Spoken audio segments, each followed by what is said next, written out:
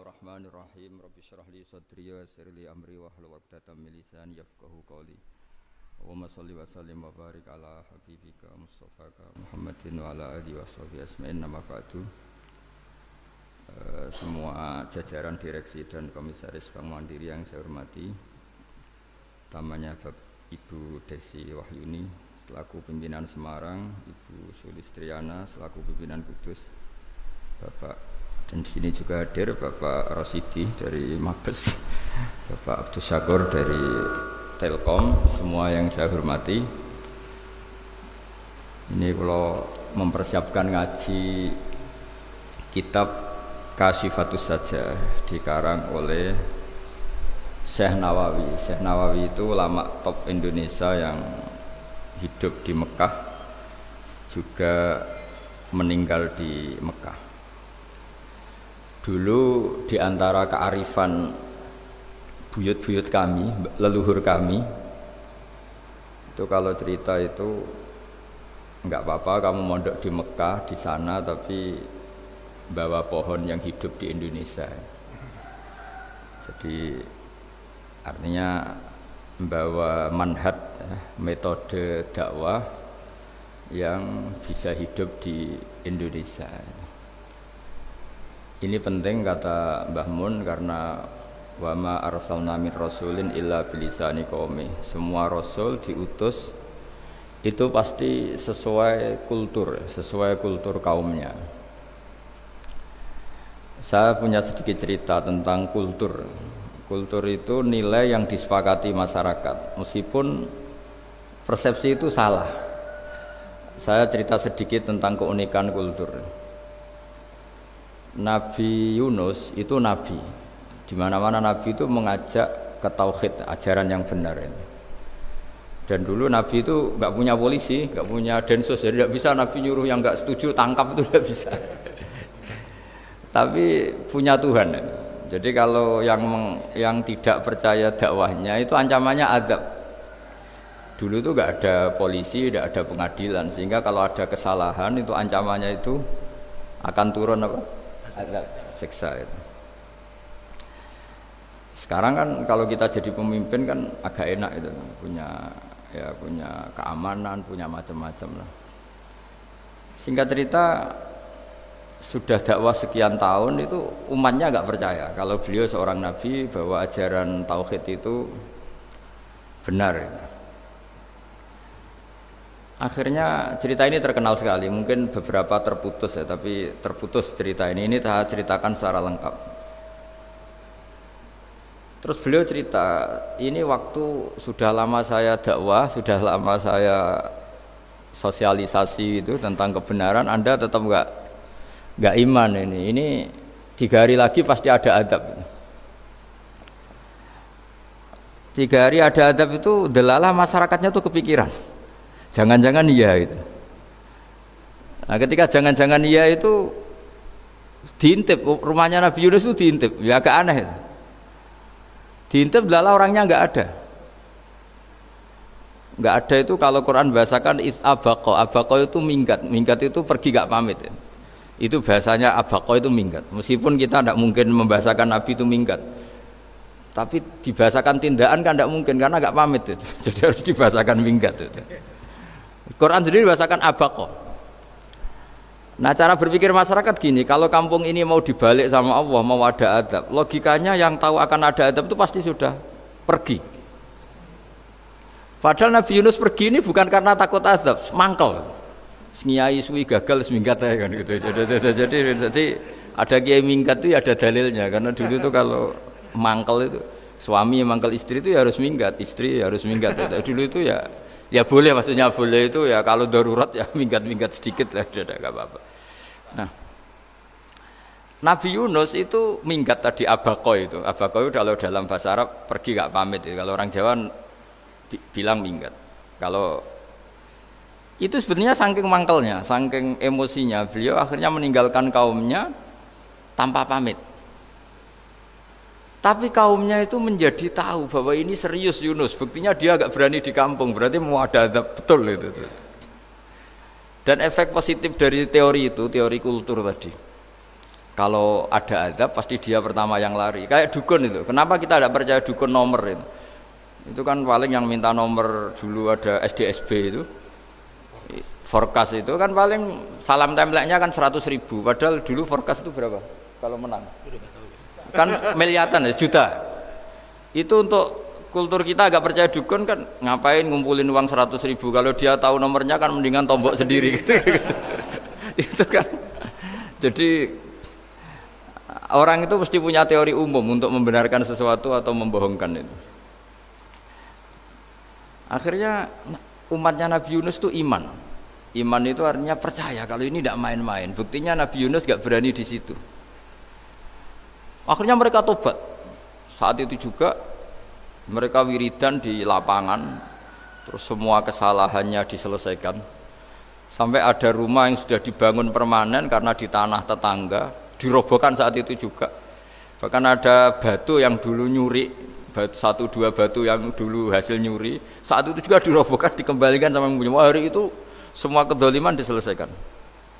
Ini penting saya utarakan, jadi tobat itu tidak hanya istighfar. Kalau istighfar ribet, tobatnya orang punya utang terus istighfar gitu kan ribet. Kan ribet itu.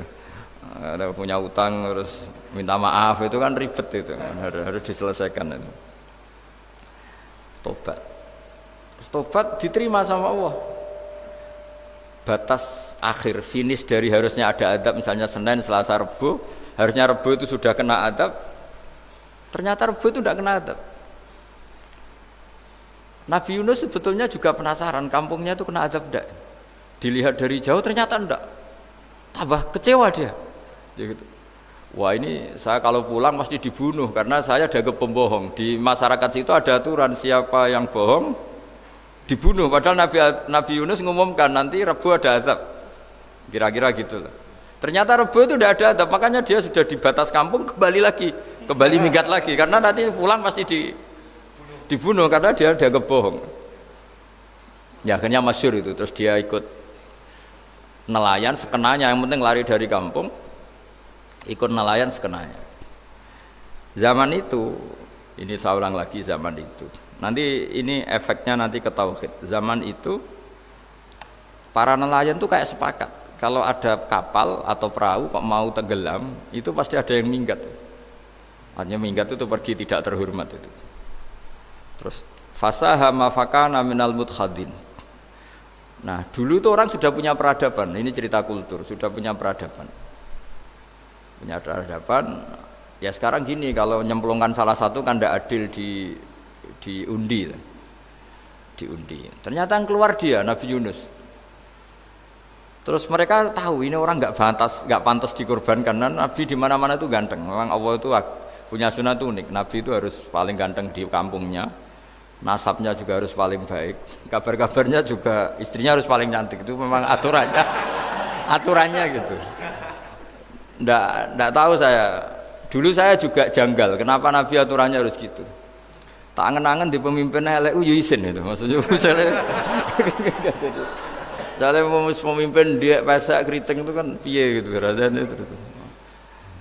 Jadi Nabi itu pasti itu paling ganteng di kampungnya, terus dari nasab ya terbaik. Terus rata-rata istrinya itu ya selain solihah itu ya paling cantik. Karena ya dibully kan, Sawardi ini jadi Nabi, bujone elek kan ya ribet kalau misalnya ada yang bully gitu kan juga ribet. Singkat cerita terus dia akhirnya ditenggelamkan, dibuang karena beliau seorang nabi. Faltaqamahul khut, beliau ditelan ya. Iltiqam itu tidak digigit, ditelan ya. Karena ditelan beliau tidak ngalami dikunyah, ditelan. Iltiqam itu ditelan. Karena beliau seorang nabi, di dalam batnil khut itu di perut itu dia wiridan, dan barokahnya wiridan itu perut ikan ini menjadi masjid. Dia nyaman di situ, nyaman karena terus ngalami karomah lah. Andikan wali itu ngalamin karomah. Nah, kesimpulan dari cerita ini itu apa? Masyarakat itu akan selalu dengan kulturnya sendiri. Para nabi juga punya kultur sendiri. Dan Allah yang ngelola itu semua. Saya ulang lagi, Allah yang ngelola itu semua. Makanya terus dua kultur ini kalau Allah menghendaki itu gampang sekali. Akhirnya yang terjadi apa? Nabi Yunus jadi kasih sanksi Allah karena pergi tidak pamit. Masyarakatnya justru enggak karena tobat. Dan tobatnya masyarakatnya ini karena kekeliruan Nabi Yunus. Keliru dengan makna bukan dosa. Andai kan Nabi Yunus saat itu kok di rumah ingin menyaksikan adab, itu masyarakat mesti gak percaya kan ada adab. Mau ada adab kok dia di rumah gitu. Jadi unik, Allah cara ngelola masyarakat itu unik. Nah, dari keunikan-keunikan cara Allah ini kemudian lahirlah ilmu yang bernama ilmu tauhid, ilmu tawakal, ilmu pasrah nang pangeran itu. Karena kemarin pas Pak Yusuf sama Bu Sulis sowan saya itu tak beri cerita, agama itu milik Allah. Sehingga teori yang dikatakan manusia itu ya teori saja, tetap semua itu di tangan Allah. Ya saya saat itu cerita, misalnya saya ditanya, ini besi, materi besi dengan kaca itu kuat mana? Mesti kita menjawab kuat besi. Tapi saya yang mengendalikan besi dan kaca. Ternyata saya punya merencanakan menghancurkan besi, menetapkan kaca ini tak simpan, akhirnya puluhan tahun. Yang ini saya rencanakan saya hancurkan itu. Andai kan si yang menjawab tadi tahu rencana saya, mesti kuat bilang kuat kaca. Gitu. Makanya contoh paling gampang tadi. Dinosaurus itu hewan paling kuat malah musnah itu. Pitik yang nggak kuat sampai sekarang itu. Karena Allah bikin dinosaurus itu punya rencana dihancurkan itu. Sementara ayam enggak lah, gue rame-rame dunia gitu. Sehingga ya sudah. Nah, agama itu seperti itu. Agama itu sesuai rencana Tuhan. Sehingga ini cerita Nabi. Sehingga Nabi itu kadang nggak tahu bedanya antara sesuatu yang punya data, punya perangkat-perangkat untuk menuju A misalnya, itu nggak tahu bedanya. Jadi kalau Nabi ditanya misalnya gini, onta itu lahir dari betinanya, dari indukannya bisa, ya bisa. Lahir dari batu, jawabnya ya bisa. Kalau dia seorang Nabi pasti jawab bisa. Kalau Nabi loh ya, bukan direktur mandiri, Nabi, itu pasti jawabnya bisa. Jadi kalau Nabi ditanya, mata air itu keluar dari bumi kedalaman 7 meter, bisa. Keluar dari sini, dari meja, jawabannya ya bisa. Karena Nabi itu saking dekatnya Allah, tahu betul bahwa perangkat di dunia ini tidak bisa mendikte Allah. Semua itu kehendak Allah. Logika yang terbangun Nabi itu sebenarnya gampang ya. Kalau kita teliti itu, makanya gampang itu sesuatu yang benar itu pasti bisa dijelaskan secara gampang. Nah ini ngaji tauhid biar tidak terlalu berteori terus. Karena kalau saya cerita uang pinter jenengan. Dan saya tidak ingin pinter tentang uang. Tak beri contoh. Tidak ini supaya nanti kalau sampean suatu saat meninggal ketemu mungkar nakir itu tahu cara menghadapi. Nanti tak warai tekniknya itu. Tak warai tekniknya itu. Bocorannya tadi. Makanya ada cerita agama ini baik sekali. Orang bocorkan ujian nasional itu kriminal, bisa ditangkap Pak Rosidi. Tapi agama ini pertanyaan mungkar nakir dibocorkan semua kiai, itu nggak ditangkap sama mungkar nakir. Harusnya kan rugi karena ini pertanyaan, tapi semua kiai kan sudah membocorkan. Nanti pertanyaannya di kuburan itu man rabbuka, Tuhanmu siapa, agamamu apa. Itu kan sudah dibocorkan, tapi itu nggak dianggap kriminal. Sementara kita sekolah SD, sekolah SMP bocorkan soal itu dianggap kriminal. Padahal kalau harusnya boleh. Maksudnya kalau menuruti teori itu harusnya boleh kan. Mau pertanyaan mungkar nakir saja dibocorkan kan. Ada dasarnya kan? Ya tapi kan tidak ada itu. Harusnya boleh. Tapi kan terus jadi nggak ujian kalau dibocorkan itu. Tidak ada itu. Harusnya boleh. Tapi kan terus jadi nggak ujian kalau dibocorkan. Jadi dibocorkan. Kurang apanya baiknya agama ini? Pertanyaan sepenting itu dibocorkan dan kiai-kiai nggak ditangkap sama mungkar nakir, ya ada itu aja. Saya ulang lagi ya supaya kita ingat fitrah salimah. Soal Anda modern monggo lah, tapi saya sebagai kiai akan ngajari kalian tentang fitrah salimah. Jadi kalau kamu itu benar-benar beragama, ini misalnya kertas, ini lempengan baja. Kalau kamu beragama, ya terserah jenengan. Karena bisa saja ya terserah jenengan. Karena bisa saja kertas ini arsip nasional, baja ini tak niatkan, tak luluhkan, tak hancurkan. Sehingga kalau kita ngomong ya secara materi harus ditambahi, secara materi kuat baja ya Allah. Tapi secara substansi jenengan ya terserah jenengan, monggo. Nah, di sini yang mulai orang lupa itu karena selalu menjawab pasti kuat baja. Kata pasti ini yang akhirnya orang menghilangkan teori beragama. Berdasar logika. Nah, akhirnya para nabi, para wali itu ditanya. Saya punya kitab karangannya Abdul Hamid, orang alim. Kitab itu dulu saya ngaji lama sekali, sampai sekarang saya pelajarin. Manusia itu dijebak hukum adat, padahal adat itu ya tidak terlibat. Misalnya kalau ada telur jadi ayam normal gitu. Ya tadi indukan unta melahirkan unta normal itu, indukan sapi melahirkan sapi normal. Tapi kalau para nabi itu bilang ya nggak normal, nggak normal artinya tetap ada kekuatan Tuhan. Indukan unta tahu apa tentang unta? Dia punya kekuatan apa? Bisa melahirkan unta, bisa menciptakan unta di perutnya, bisa ada jantungnya, ada paru-parunya, ada ususnya. Dia bisa apa? Di situ ada tangan Tuhan itu. Karena para nabi cara berpikir gitu, melihat tembok ya sama. Tembok sama indukan unta itu sama, sama-sama mungkin mengeluarkan unta. Sehingga ketika Nabi Soleh ditanya, bukti apa kekuasaan Tuhanmu? Apa bisa mengeluarkan unta dari batu besar ini? Jawabannya Nabi Soleh ya bisa, langsung saja bisa. Dan mukjizatnya Nabi Soleh masyhur itu, keluarlah unta dari batu. Karena secara teori ya tadi, coba unta indukan itu apa seorang profesor, apa seorang ilmuwan sehingga bisa menciptakan anaknya itu. Apa dia terlibat dalam menciptakan jantungnya, paru-parunya, ususnya? Kan enggak juga. Telur bisa apa coba? Gobloknya bukan main telur itu kan. Tapi bisa mengeluarkan ayam, dia bisa apa? Nah, para nabi, para wali itu tahu semuanya itu kekuasaannya Allah. Nah, kalau karena kekuasaan Allah, bedanya apa dengan tembok? Makanya Nabi Muhammad ketika di padang pasir, semua sahabat bingung, nggak ada air, ya Nabi santai aja. Ini gimana Nabi nggak ada air, nanti orang mati kehausan. Nabi ya santai aja. Kamu ingin air katanya? Iya. Nabi nunjuk apa itu ya sudah, terus ada air.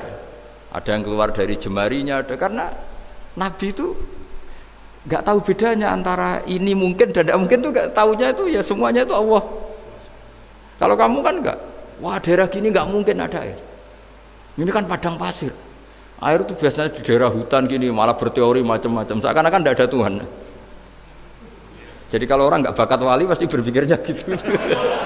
Makanya nggak wali-wali itu memang nggak bakat karena itu kan artinya menafikan kekuasaannya Allah kan, seakan-akan Allah tidak mampu bikin air di situ.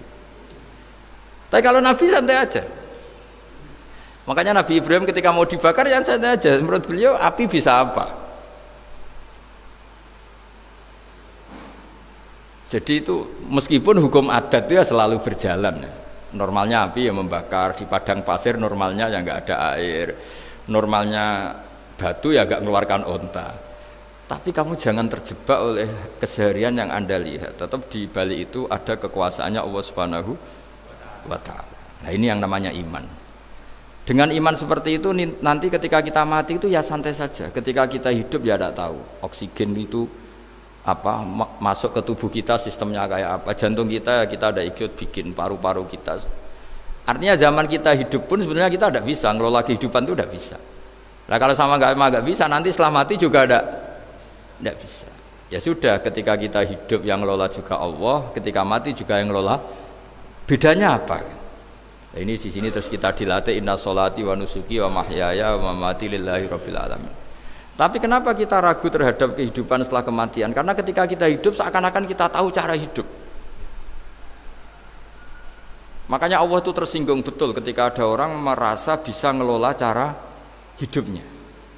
Makanya kata Allah kalau gojlok orang-orang yang kepedean itu, kalau kamu top, jangan mati. Itu falaula in kuntum ghaira madinin tarji'unaha in kuntum shadiqin. Kalau kamu merasa top itu jangan mati. Di mana-mana mati itu tidak top. Falaula idza balaghatil hulqum wa antum khina idzin tanzurun. Mbok ketika nyawa kamu sudah sampai kerongkongan, kamu tarik lagi supaya kamu tidak mati. Mati itu tidak top. Katanya kamu top kok mati. Jangan mati. Kalau top itu jangan mati, jangan miskin, jangan tua, jangan jadi jelek. Pokoknya top terus gitu. Itu digojlok sama Allah. Tapi orang itu lupa bahwa nah ketika sehat begini kita seakan-akan ngelola kehidupan. Nah gara-gara merasa ngelola seakan-akan kalau mati lalu saya gimana ya kalau mati? Di kuburan ngapain? Terus ngantornya gimana, kerjanya di mana? Ya udah usah begitu. Nah ini di sini pentingnya tauhid. Orang dilatih berpikir al-khalqul awal. Afa'ayina bil khalqil awal.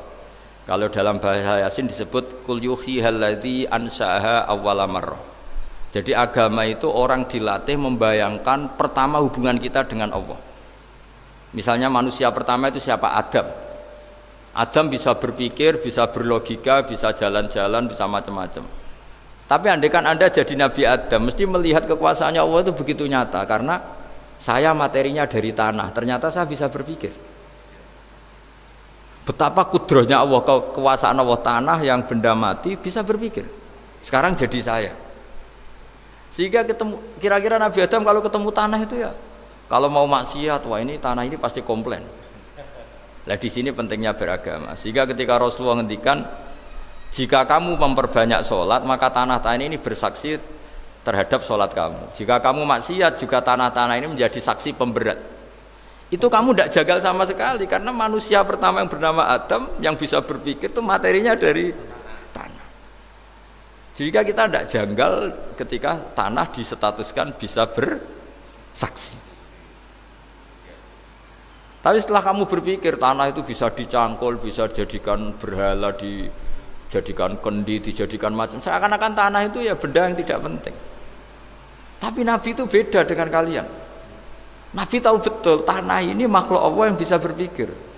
Sehingga Nabi yang ngendikan kalau kamu sholat sunat atau beribadah sebaiknya jangan di tempat yang sama, biar yang menyaksikan kamu sholat itu banyak. Kita mungkin kan masa bumi bisa bersaksi. Tapi andaikan Anda Nabi Adam itu tidak akan janggal seperti itu, karena dia tahu materinya dari tanah dan ternyata jadi mata yang bisa melihat, jadi telinga yang bisa mendengar. Makanya Allah selalu mengingatkan, ingatlah al-khalqil awal, afayina bil khalqil awal. Karena khalqil awal ini yang menjadikan apa? Fitrah beragama yang baik.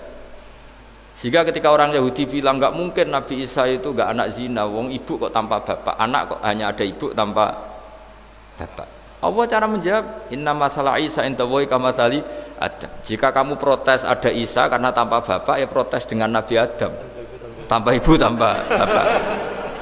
Nah ini diingatkan al-khalqil awal. Makanya Yasin bilang kul yuhyihal ladzi ansha'aha awwala marrah. Awwala marrah itu kamu harus berpikir ketika hubungan kamu sendiri dengan Allah zaman sebelum ada semua. Jadi misalnya alam raya ini, bumi sebesar ini masa suatu saat terus hilang, hancur, nggak berbekas. Ingat saja bumi ini mulai dulu ya nggak ada. Diadakan oleh kekuatan besar yang super ada, yaitu Allah Subhanahu wa taala. Nah di sini kenapa faham-faham ateis itu hilang di dunia. Meskipun ada itu karena saking mungkin kurang peradaban. Makanya guru-guru kita mulai zaman Nabi Adam sampai sekarang itu cara berpikir sederhana. Bumi ini kadung ada. Di mana-mana sesuatu yang ada pasti disebabkan yang lebih ada. Kan nggak mungkin bumi yang ada kemudian penciptanya itu udah ada. Itu kan ngajak goblok bareng gitu kira-kira gitu. Sesuatu yang ada disebabkan oleh sesuatu yang tiada. Maka guru-guru kita ngajari pertama sifat Allah itu wujud. Karena ini wujud super atau kausa prima, terus kiai bilang wajibil wujud. Wajibil wujud terjemahan bebasnya ya wujud super. Karena wujudnya Allah itu yang mempengaruhi ya semua alam raya ini, dia harus di depan.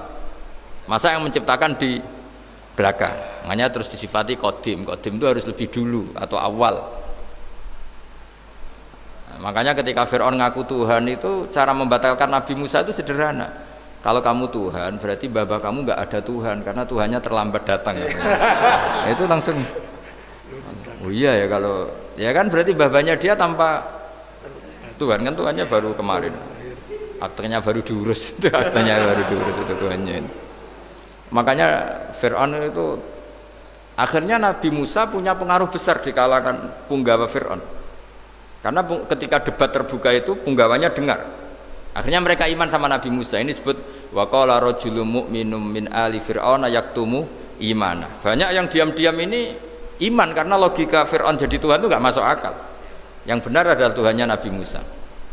Nah orang-orang ini itu ya dibilang nggak loyal ya pokoknya dia iman. Dan dia juga yang ikut rapat, besok Musa tangkap. Karena mereka sudah iman sama Musa, terus sebelum eksekusi itu datang, ini datang ke Musa. Tadi malam saya ikut rapat, keputusannya Anda ditangkap mau dibunuh, jangan lari saja dulu kan. Jadi kan nggak bisa disebut pengkhianatan, kan ini orang baik. Jadi malamnya ikut rapat, besok Musa tangkap bunuh. Iya Nabi Musa, paginya sebelum di itu, Musa, saya nanti malam ikut rapat dan keputusannya Anda ditangkap dibunuh, kamu lari saja sekarang. Nah, kenapa iman? Karena logika yang dibangun Nabi Musa. Makanya ciri utama kebenaran itu bal naqdhifu bil haqqi 'alal batil fayadmaghuhu fa idza huwa zahid. Kebenaran sejati itu boleh diuji di mana saja. Dan Anda tidak usah khawatir kebenaran sejati itu kalah. Pasti menang. Kalau kebenaran itu kebenaran sejati pasti menangnya. Di sini terus ada ulama-ulama kayak banyak lah termasuk di Indonesia kayak Pak Quraisy kayak yang nyaman saja anak-anaknya di luar negeri karena merasa kebenaran sejati itu tidak akan kalah.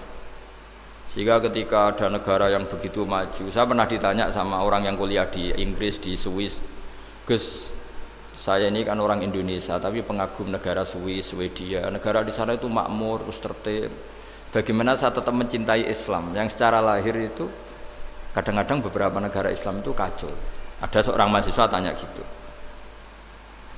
Dia tanya cara ingat Allah, ya membela Islam kira-kira gitu. Terus saya berita, tak kasih tahu dia. Ketika Anda muji negara-negara itu makmur, sejahtera, itu sebetulnya tetap utang jasa terbesar itu sama Tuhan. Pejabat bisa apa ketika Allah misalnya nggak bikin air? Negara bisa apa misalnya ketika Allah itu nggak bikin oksigen? Tetap semua ketertiban itu karena kehendak Allah. Berarti utang jasa kamu di negara manapun tetap sama Allah, bukan pada yang lain. Bahwa ada hukum sosial manusia, oke lah, kedua, ketiga, dia harus terima. Hanya dia sadar. Nah masalahnya kita ketika di negara yang makmur gitu, pikiran kita presidennya hebat, menterinya hebat, tata sosialnya hebat. Oke, gak apa-apa, muji manusia itu gak apa-apa. Tapi tetap itu semua di bawah muji Allah Subhanahu wa Ta'ala. Ada air begini ciptaan Allah, ada oksigen sehat ciptaannya Allah. Sehingga muji pertama itu kepada apa artinya kehebatan manusia ketika ada gempa besar, ada likuifaksi, ada macam-macam. Nah maksud saya ngaji di sini ingat Allah itu dengan cara seperti itu. Sehingga ketika kita hidup di negara manapun ya utang jasa pertama pikiran kita sama Allah Subhanahu wa Ta'ala. Tapi kalau enggak, kamu terjebak hukum adat tadi. Di mana-mana ayam itu yang mengeluarkan telur, telur mengeluarkan ayam, nggak bisa batu ini mengeluarkan ayam, keliru kamu. Ketika ayam mengeluarkan telur, memangnya ayam itu bisa? Apa dia berpikir sekolah dulu gimana ya cara punya telur? Kan tidak juga, tidak bergerak juga. Apa ketika mata kamu bisa melihat terus kamu merencanakan gimana ya mata supaya bisa melihat? Ya tahu-tahu sudah melihat. Nah, di sini disebut afa'ayina bil khalqil awal ansa'aha awalan marrah wa huwa alladhi yabda'ul khalqa tsumma yu'iduhu wa huwa ahwanu alaih. Allah selalu mengingatkan. Nah, iman yang baik itu iman yang seperti saya utarakan tadi. Kamu ingat kekuasaan Allah ketika belum ada apa-apa. Belum ada apa-apa ya Allah bikin manusia itu dari tanah, bikin ayam ya dari tanah, bikin sapi ya dari tanah. Bahkan semuanya dari ketiadaan. Nah, dengan iman seperti itu, nanti kalau kamu ngaji hadis Nabi bisa mengeluarkan air dari apa? Dari jemarinya. Terus Nabi Ibrahim dibakar gak apa-apa. Nabi Soleh bisa mengeluarkan unta dari batu besar. Nabi Musa bisa menyibak laut hanya dengan tongkatnya. Itu semuanya kamu tidak jangka. Karena tadi ingat bahwa kekuasaan Allah itu tidak terbatas. Itu cara iman yang benar. Sehingga nanti ketika kita mati juga gitu. Ketika kita hidup ya tidak bisa ngatur jantung kita, paru-paru kita. Pasti sama lah, setelah kita mati juga tidak bisa ngatur. Yang hanya ngatur Allah Subhanahu wa Ta'ala. Hidup kita dalam kendali Allah, mati kita dalam kendali Allah. Ya sudah, terus kita mati ya nyaman saja. Saking nyamannya itu orang-orang soleh kalau mati itu jarang berdoa. Bukan karena apa-apa, kalau berdoa itu resikonya kan gini, mustajab ndak ya, dikabulkan ndak gitu. Itu menjadikan setan punya peluang masuk, diganggu. Makanya ajarannya Nabi mangkana akhiru kalamihi la ilaha illallah wa fi riwayatin Allah dakhalal jannah. Jadi kalau mau mati bersaksi saja, sudah ini enggak saatnya berdoa, saatnya bersaksi. Makanya hanya disuruh bilang Allah, Allah, Allah. Dan supaya ini menjadi akhir kalimat. Sehingga nanti keren lah. Ketika ketemu Allah, apa akhir kalimat kamu yang kamu lafadzkan? Allah, Allah. Sehingga di kitab-kitab diterangkan, ketika orang tua kamu mau mati sudah bilang Allah, jangan tanya catatan hutang di mana ya, tabungannya di mana ya, terakhir jawab mandiri terus mati lah. Gak boleh ditanya lagi. Sekali ditanya nanti akhir kalimatnya mandiri. Nah, itu nggak boleh. Jadi sekali sudah bilang Allah jangan ditanya lagi. Pak tabungannya di bank mana, nggak boleh. Bahayanya sekali jawab mandiri terus mati berarti akhir kalimatnya itu ya mandiri. Makanya harus akhir. Jangan nanti statusnya itu mangkana akhiru kalami, memang akhir dari yang dikatakan itu kata Allah. Nah sebetulnya teks hadis itu la ilaha illallah. Ini pinternya Kiai Jawa. Lagi-lagi kembali ke kultur. Kiai Jawa itu kiai yang bisa modifikasi kultur. Sebetulnya kalimat hadis itu yang masyhur, itu yang populer itu la ilaha illallah. Tapi Kiai Jawa itu, dan itu ngikuti kitab-kitab Arab juga, kitab-kitab. La ilaha illallah itu resikonya tinggi karena di situ kan tiada Tuhan yang berhak disembah kecuali Allah. Ada kata la ilaha ini. Nah takutnya pas la ilaha sudah mati. Nah karena itu ada resiko la ilaha gak khatam, berarti tiada Tuhan. Nah, sehingga karena ini dianggap riskan, ya terus Kiai Jawa ngajari sudah lah, gak usah kepanjangan ya sudah Allah, Allah. Jadi itu sudah agak-agak rekayasa lah, agak-agak istihad gitu. Maksudnya itu sebenarnya teks panduannya itu la ilaha illallah. Teks panduannya. Tapi kiai-kiai itu tentu yang paling tahu tentang kehendak Nabi karena nekuni ilmu itu lama sekali. Kita ngikuti cara-cara yang ditentukan para kiai. Karena tadi la ilaha illallah itu kan ada kalimat yang tadi ya, tiada Tuhan kan. Nah kata tiada Tuhan ini yang dianggap riskan kalau nggak khatam. Daripada potensi itu terus kiai-kiai ya agak-agak improvisasi lah, itu memang ya sudahlah Allah, Allah, Allah. Nah supaya itu menjadi akhir kalimat, ya saya ulang lagi menjadi apa? Akhir kalimat. Setelah itu kata kitab-kitab jangan tanya hal lain. Ya sekali ditanya nanti dia akan ngelafatkan hal lain itu. Ya tadi misalnya tabungannya di mana gitu kan. Misalnya sini. Nah, yang ribet kalau wong kuno itu neng laci, neng sorogan, berarti kalimat terakhirnya ya laci sorogan itu. Nah, sehingga terus itu pinternya guru-guru kita. Jadi saya ulang lagi ini yang terakhir saya pesen, latihlah iman seperti imannya para ulama, para aulia, syukur-syukur yang dekati imannya para nabi. Itu cara berpikir tuh al khalqul awal. Afa'ayina bil khalqil awal. Qul yuhyihal ladzi ansaha. Nah, yang terakhir saya pernah ditanya, ya agak gojekan, agak guyon, tapi saya ditanya, saya itu nggak bisa melihat, Gus. Aneh orang Afrika itu, kan misalnya ada Miss Afrika itu, di sana itu orang paling cantik, malah kadang itu ada kriminal gitu, karena orang Afrika merkosa Miss Afrika. Itu kata orang Indonesia, Gus, dikekno aku ora doyan gitu. Itu kan, itu, lah ini kan secara syariat. Mungkin lelaki itu punya rasa dengan perempuan itu ya kalau berpakaian seronok atau gimana secara teori. Tapi sebetulnya oke itu benar. Tapi sebetulnya ada ansaaha awala bar. Orang Indonesia itu didesain nggak suka orang Afrika. Orang Afrika ya didesain nggak suka orang Indonesia. Sehingga orang-orang Afrika kalau melihat orang Indonesia yang paling cantik mungkin ya iskal. Wong cempeh kayak gampang gitu kok cantik. Mungkin perasaannya cowok-cowok Afrika ya gitu. Itu cantiknya di mana? Orang Indonesia kebalik kan, kalau cowok-cowok Indonesia ngelihat Miss Afrika itu cantiknya itu namdi gitu. Kok sampai ada pemerkosaan tuh apa itu?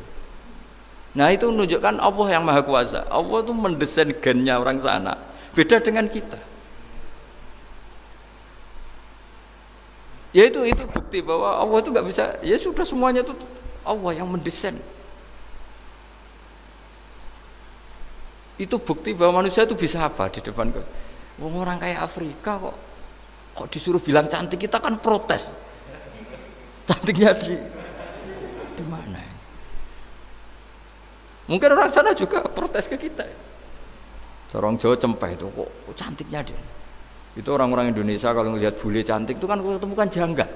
Orang-orang Jogja, bule wayune nang ndi gitu. Kulitnya gitu kan sama mereka juga bilang kita mungkin seperti itu. Itu namanya didesain ansyaha awal apa? Marrah. Sudah memang desainnya seperti itu. Nah di sini supaya kita ingat. Nah, ingat bahwa hati juga gitu. Ketika kita cinta istri itu janggal betul kalau terjadi konflik. Tapi kalau sedang konflik itu janggal betul terjadi perdamaian. Nak lagi mau ngangkel itu ya problem betul. Nah ini di sini pentingnya iman. Orang terus disuruh berdoa ya muqallibal qulub tsabit qalbi ala dini, karena kita tidak tahu cara berpikir. Ada perempuan cantik sering merengut, pecintanya ya banyak, dianggap pemikir serius. Tapi kalau baru gedeng namanya ya merengut, bukan pemikir.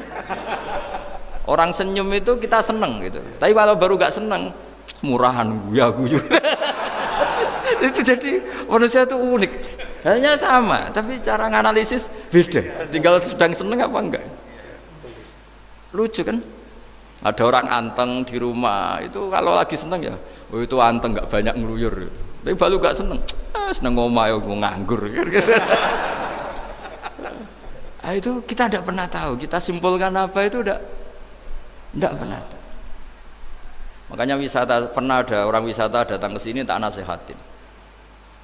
Orang wisata itu kan seneng di kampung-kampung yang terbelakang gitu, melihat orang manusia pohon, melihat apa. Terus saya bilang, itu kan kasihan kan, masa manusia jadi objek. Bahkan bayangannya ya kalau mereka jadi modern jadi gak menarik kan. Padahal kita yang orang pendidikan kan inginnya mereka terentas lah dari kultur itu. Ya itu kan gak sambung kan. Yang satu bilang unik, masyarakatnya masih unik, masih naik-naik pohon. Tapi bagi orang pendidikan kan tersiksa kan, ini bangsa kita, warga kita kok masih seperti itu. Makanya orang wisata itu nasihati, kamu ke sana itu niat melihat apa niat mengentas? Kalau niat mengentas, tak jamin ada pahala. Bagus, mau niat mengentas katanya. Niatnya baru sekarang apa mulai dulu-dulu? Baru sekarang. Dan ini cerita dari manusia itu semudah itu, Pak. Nah, setelah kamu ngaji ini, kamu tidak akan janggal terhadap kenapa Nabi itu begitu santai. Ketika tadi makanan misalnya satu wadah itu cukup untuk orang 300. Sampai Jabir yang undang Nabi kan hanya kambing kecil, cukup orang 6. Ternyata Nabi ngajak orang 300 lebih. Tapi Nabi bilang ya sudah semuanya makan cukup. Kata-kata Nabi kan, zaman dulu belum ada beras, belum ada Allah itu bisa kok mengenyangkan malaikat tanpa makan gitu. Susahnya apa ngenyangkan manusianya dengan nasi sedikit itu ya Nabi ya santai aja, semuanya kenyang santai. Ya itu iman-iman yang sudah benar-benar awal amarah, sudah Allah tidak harus terdikte oleh nasi. Kalau nasi sedikit harus cukup orang sedikit, kalau banyak harus orang banyak. Allah tidak perlu kena aturan itu semua, tidak perlu. Saya ini Tuhan kata kok kamu atur itu gimana, tidak bisa. Ya Pak Bakar hanya ngaji ini insya Allah Anda setelah baca mukjizat keramat itu tidak istilah. Ya, saya kira demikian. Assalamualaikum warahmatullahi wabarakatuh.